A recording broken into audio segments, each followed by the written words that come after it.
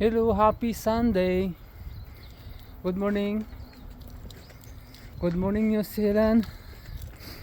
Hay, adventure tayo dito. Ayun,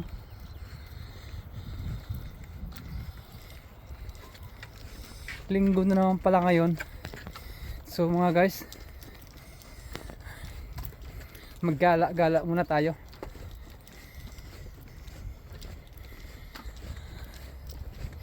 Wala rin naman ginagawa dun sa bahay. Kain tulog lang. At least nakagala ka na, ka-exercise pa, palakad-lakad.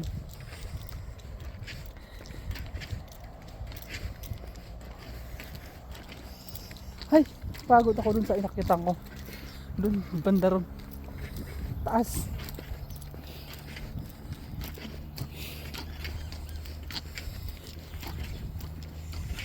Ay, may dalawang puti tayong sasalubong.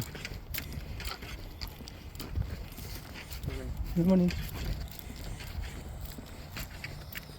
Mag-asawa.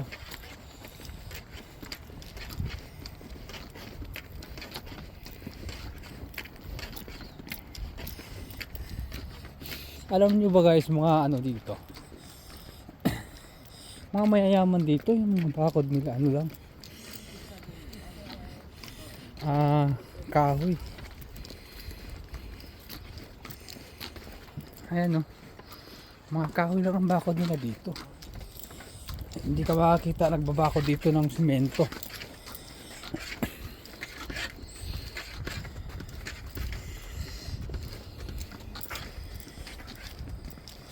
Saka halos yung mga bahay dito walang ano, sahig lang kadalasan yung concrete, mga flooring sa mga,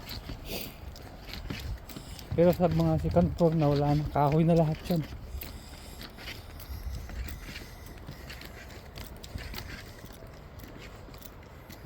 Alam ko na yung access dito meron pala, pero ka-discover tayo ng may access pala dito. Dati naghihirap akong umakyat doon sa may gilid ng ano, dagat. Pag nag-high tide hindi tayo makadaan. Meron pang ano dito, upuan. Basta naman kung meron kang syota or so, dito kayo dyan dalawa, mag-usap kayo, magkwentuhan kayo dyan, diba? Sana all kung may asawa, may girlfriend. Wala na sa atin yan, lipas na tayo. Importante na lang sa atin ngayon paano tayo maging masaya sa buhay natin, di ba? Hanggat buhay pa tayo, magpakasasa tayo sa kasiyahan, wag lang sa kasamaan.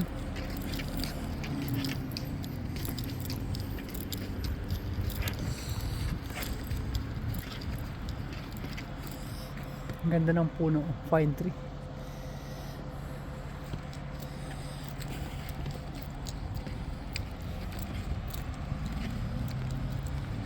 Moresby nga pala ito dito.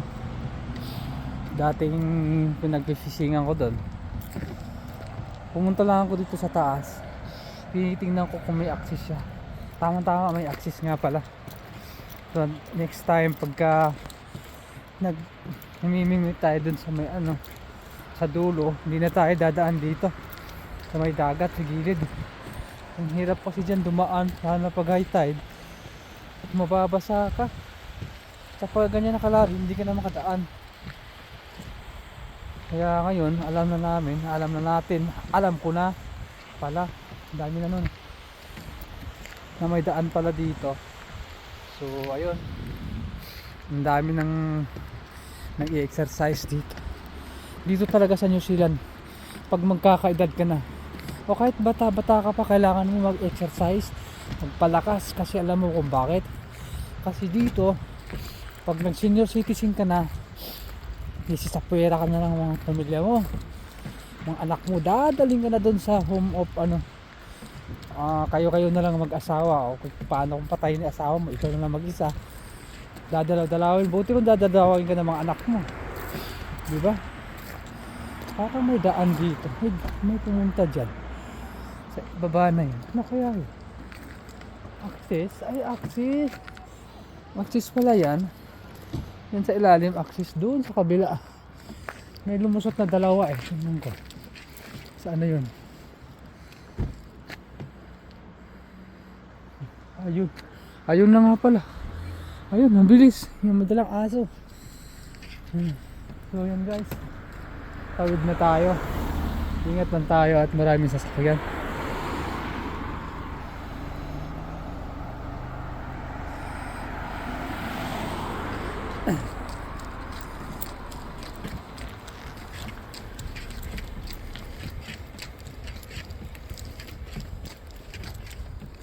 Alam po namin access pala yun. Access pala yan dyan.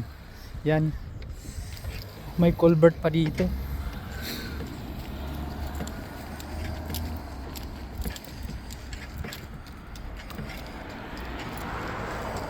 Hey, thank you.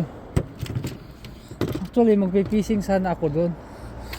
Kaso, tinamad ako. Alam niyo bakit? Malamig. Saka ang hangin malamig.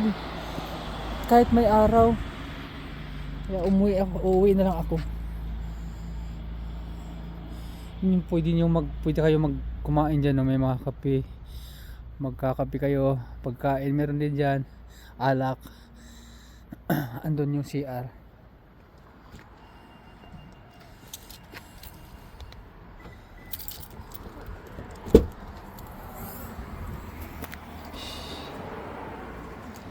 Okay guys. Ay.